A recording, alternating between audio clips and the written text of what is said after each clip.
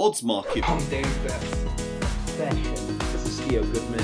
all the tools to be among that few that win. I'm Stuart from Tipster HQ. My name's Jay Baglia. Taking the best price in the market. Hey guys, Javier. Some call it gambling. Here to bring you the best political betting tips. It's the booming industry of professional gaming. Odds Market, Sports Bet Daily. Bankroll management over at Odds Market. Oddsmarket.com. We are Oddsmarket. Watch us. Interesting enough, Adam, my video team has hardly ever, I think there's one person that's actually up to date. I can't even believe this. Rafa here. Rafa's not even watched anything. So Rafa is going to sit here. I said, Rafa, you've got to close your eyes. They were having debates on who is actually going to edit this video because no one wants to be put into the spoiler, because that's how I was like, oh my goodness. And yes, all right. So, and I suppose actually for those who have not watched it, turn off now because we might be getting into a spoiler. So I had to go through that myself because I don't have an HBO thing, so I sort of had to wait till we could buy the box discs, and staying away from Twitter, group chats, all that things until after the seasons were completed for both seasons 6 and 7 was very difficult. But I finally made it. So if you have waited this long to sort of catch up on season 7, season 6, or the whole series, you still got a couple weeks left, but definitely turn off the show. As sad as that makes me to say it, turn off the show. Turn off Don't and ruin back. it for yourself. Yeah. Well, all right. So Arya was saying that if you haven't, or even if you have caught up, but maybe it's been a while. If you wanted to watch, that you must watch season 1. Apparently, season 1 is going to have a lot of relation to this season, and so if you're going to watch any sort of catch up or sort of like refresh your mind, is to watch season 1. Not sure if you heard that. Yeah, I think that's true. I mean, before writing the article, I rewatched all of them again, and I can honestly say there's so much that goes on throughout the entire series that has ties. But if you have already watched it, there's a lot of, I guess, early storyline points regarding Bran and the Lannisters,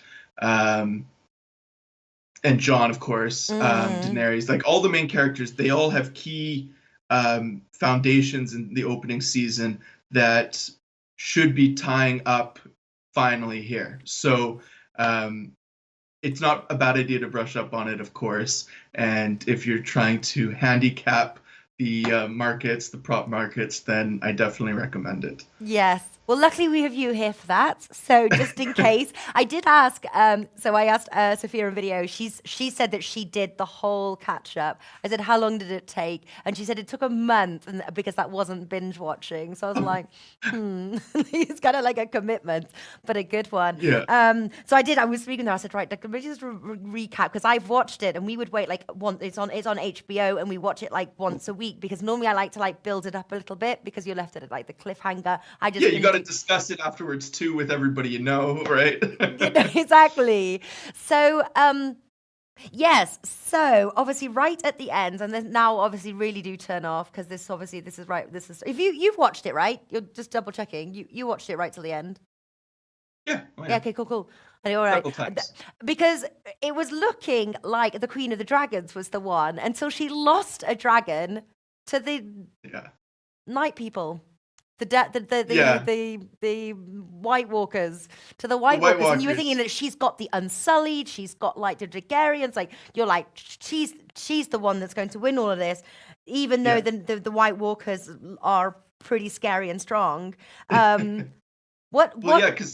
season 6 ends with the final shot is Cersei has finally lost her last child, and she is sitting on the Iron Throne herself, and you sort of see Jaime off to the side being her right-hand man, and then the final scene is Daenerys on her armada coming across the Narrow Sea with absolutely thousands of ships and her dragons flying over top, and you think, okay, season 7, she's going to come to Westeros and she's just going to roll over everybody. Who's going to stand in her way? And then, as you said, she loses a dragon halfway through season 7. And so it's like, well, you've only got 2 left, Daenerys. You've still got a whole army to conquer. And also somebody else has her dragon. So it's not even like, it's like someone else, you're like, uh-oh, the playing fields are like level now, or get because the White Walkers, they're pretty like, going to be hard to kill. But well, obviously a lot of, because I think one of the main things when you start from season 1 and, all of a sudden it's like main characters die, and you're just like, wow. And I think that's what just kept everyone gripped. It's like, just because they're a main character, they die. Yeah. And George R.R. Martin has no qualms with killing off key characters at points when you think everything's going right for them. We've seen that. Whether they're being poisoned, beheaded, and it's yes. And so obviously, no surprise, there's a lot of buckets on who is going to die. And I'm actually really one we've got obviously who will die. We've got Brienne at evens, Bronn at 2.1, Arya at 2.25, Jon at 2.25, and Gendry at 3. Do you think it's got to be a shot in the dark, or do you know something that we just don't know? Like, have you had sneak peeks or because Jon Snow, wasn't he sort of brought back to life, kind of? I thought he was sort of brought, so really he's like the undead now. So I would say not him. Yeah, I mean, the undead sort of have a evil connotation. He was brought back by the Lord of Light, supposedly the good guy's side, the side that's fighting against the undead. But you're right. I mean, he was dead, and so we've got to take him off the picture. He's definitely not. I don't think he can die. Or time will tell. I suppose. That's the thing. Is I mean, I think no matter what you decide for your biggest theories of the season, you have to think George R.R. Martin is not going to write, and of course the HBO writers are not going to have a fairy tale ending. You're not going to have the rest of the remaining Starks and Daenerys and Tyrion and Bronn and Jaime and all the characters you've once maybe didn't like and have come to love, all happily ever after in King's Landing. It's just not going to happen. So whatever path your, I guess, theory and bets go down, just have to remember that key people will die. Now, I mean, I even threw in for the bonus props Hot Pie, which is a pretty irrelevant character. I don't know if you remember him. He was he met Arya in season 1 in King's Landing, and they went up the King's Road. They were going to go to the Wall together, and Hot Pie ends up getting a job as a baker at an inn. I threw him in there as someone to die because I feel like that's just the kind of dark thing that George R.R. Martin would have in the show, where a perfectly innocent bystander is just going to somehow get killed by a White Walker irrelevantly. So I think there is going to be more good characters dying than surviving, though. So, and because nobody wants to see that happen, the odds are actually kind of favorable to go that way. So whether it's Jon or Arya or Brienne, as I've put, I think a few of them are gonna die. And my girlfriend read over my article afterwards, and she's like, "How can you say that? No, like I don't even want to think about it, So you gotta." Who would you, how would you play the to die market? Like, are you hedging? Are you gonna put a bit of money on a few of them because you think one might come through? I suppose really, which family do we think is sitting on the throne at the end of the season? I'm going to say the Queen of Dragons. I'm saying she will still, even minus one dragon. Who do you say that's sitting on the throne? Well, in the article, I went kind of off, I guess, every plane. I had been deep into the conspiracy theories of Reddit and YouTube, and there was a video that went up and a 5-page essay on Reddit that proposed that Peter Baelish, Littlefinger, is still alive. Now, I'm not confident in it, and since posting this article, several friends of mine have actually got into some rather heated debates with me about it.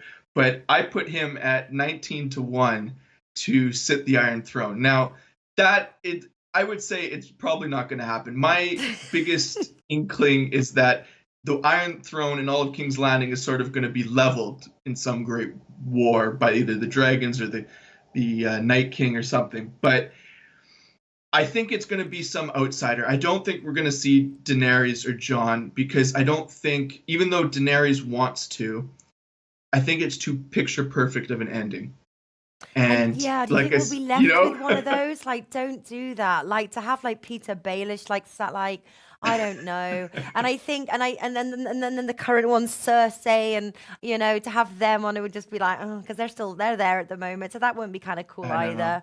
Then it's like the White Walkers. That would just be weird, because basically it just means like the whole of. No, it won't. It would be like turned to hell. So that would just be like a weird. It won't be the weird. Night King, in my opinion. Yeah, everyone would just be like sure. death people, White Walking death people. So that's not cool either. It's got to be the Queen of the Dragons. It's not going to be. Or Jon Snow. I think it will be. Or Jon Snow and the Queen of the Mother of the Dragons. The two of them will unite, and they will sit. Live happily ever after, right? Yes. And this is I think the other thing to keep in mind is who really wants to sit on the Iron Throne. And, I don't think like people like Baelish or Tyrion, I think they're more politician types, right? They're not generals, they're not warriors. Daenerys, I don't think she would actually make a good ruler. They've sort of built that theme, even before she came across the sea. There was lots of, revolts, and there's still wars going on. And in the books, actually, after she leaves, there's still uprisings happening over there. So even though she thought she was doing the right thing, freeing the slaves, it's not working out that she's making good political decisions. So I have gone with a couple weird choices with Tyrion and Littlefinger sitting on the Iron Throne. But my biggest belief is that there is not going to be an Iron Throne. I think it will be destroyed. That's my honest. You think? Are there any? Because I suppose, as far as say, like this is like fun betting. Do you think betting on Game of Thrones is there some good money to be made on this one, or is it all just like, let's just have a bit of fun, throw in a few quid, and as we're watching, it's like, yes, he's like, I don't know, like I suppose it's just all fun and kind of falls into that sort of absolutely. I said in the article, this is, the script is already known. There's already been rumors that it was leaked and someone was going to try to upload. I think we talked about this last week, and it was going to sort of ruin it for everybody.